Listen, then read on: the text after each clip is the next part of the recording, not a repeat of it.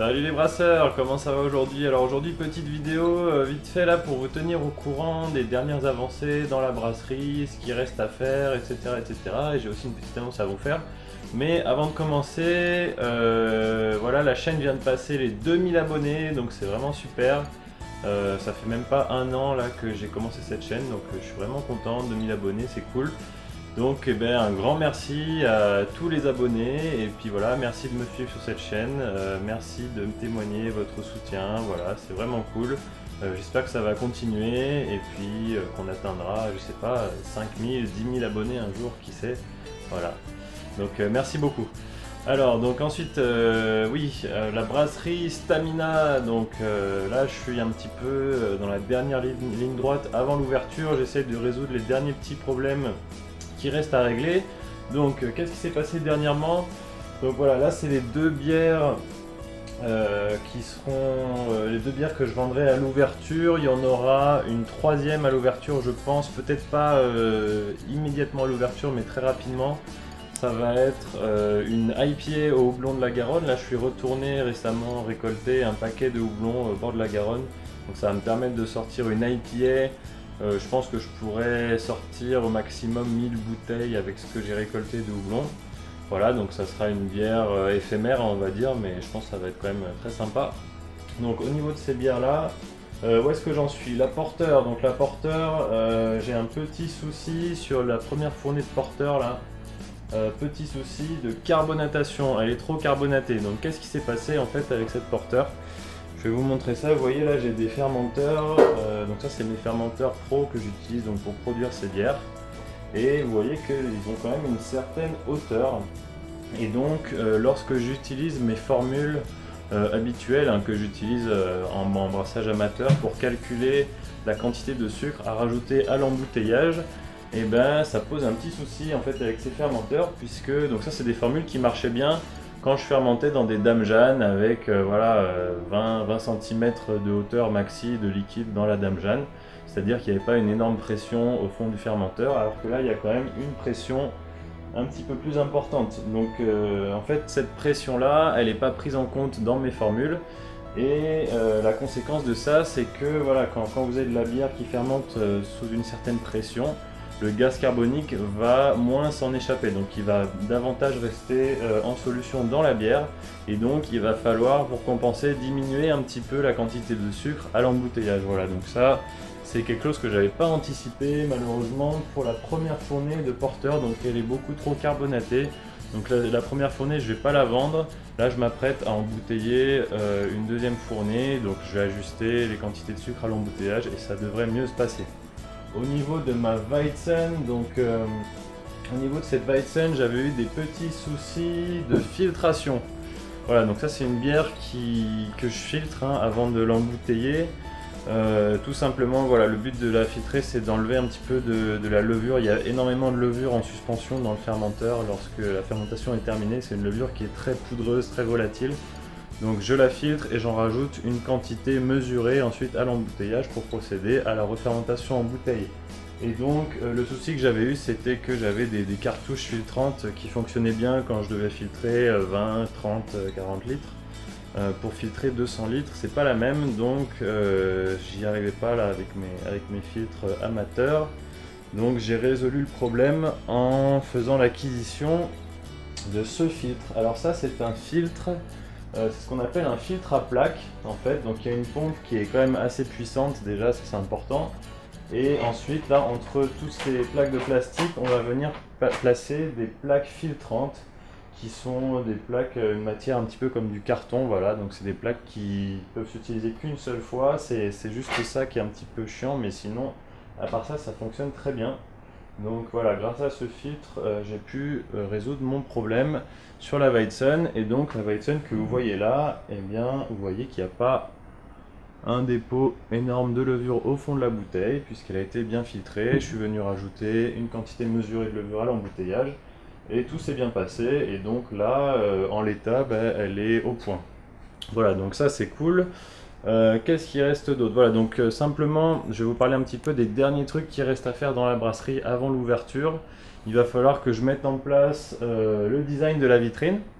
Donc au niveau du design de la vitrine, ça va être des stickers, hein, des autocollants que je vais commander avec des éléments graphiques, les mots, etc. que je veux mettre. Donc ça, je suis en train d'y réfléchir en ce moment, j'aimerais bien les commander là prochainement pour pouvoir faire ça rapidement.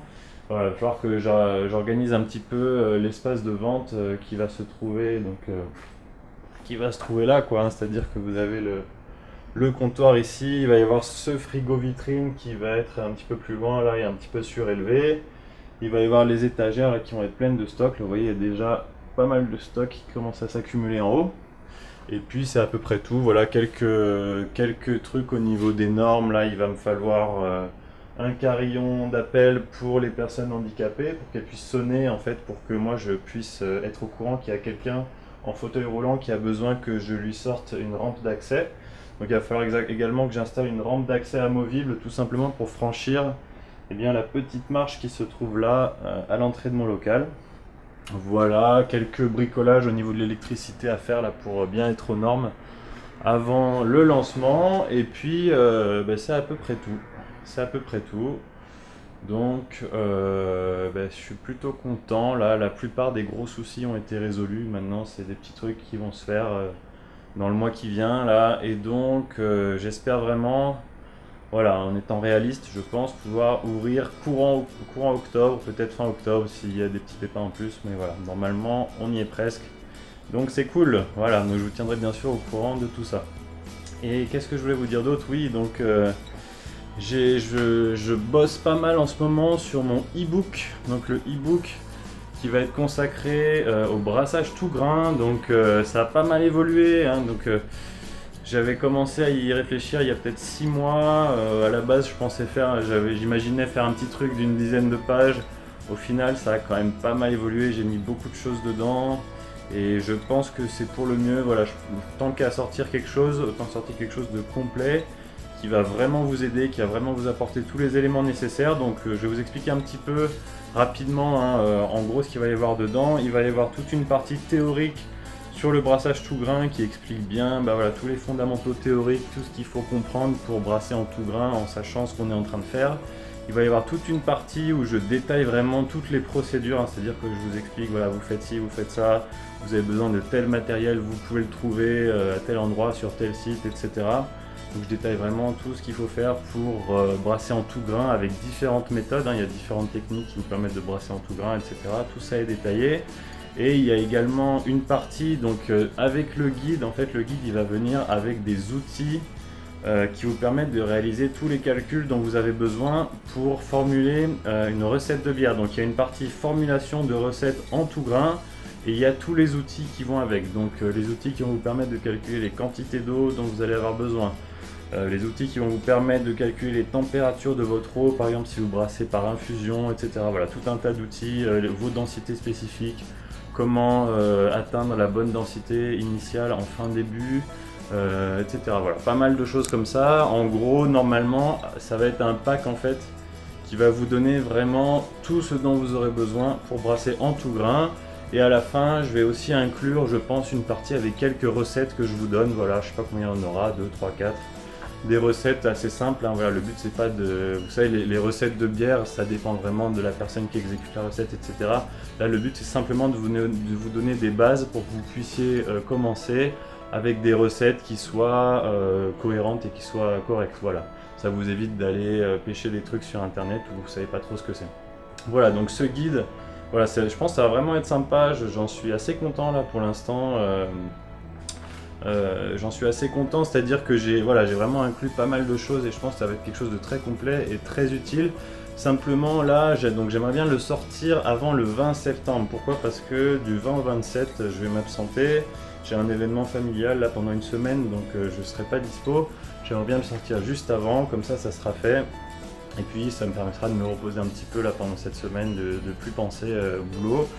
Et donc c'est dans quoi? C'est dans 10 jours, voilà. Donc là je vais vraiment essayer de charbonner à fond là pour essayer de vous le sortir d'ici une dizaine de jours. Donc je vous tiendrai bien entendu au courant de tout ça. Il y aura une vidéo dédiée hein, pour présenter le guide, etc.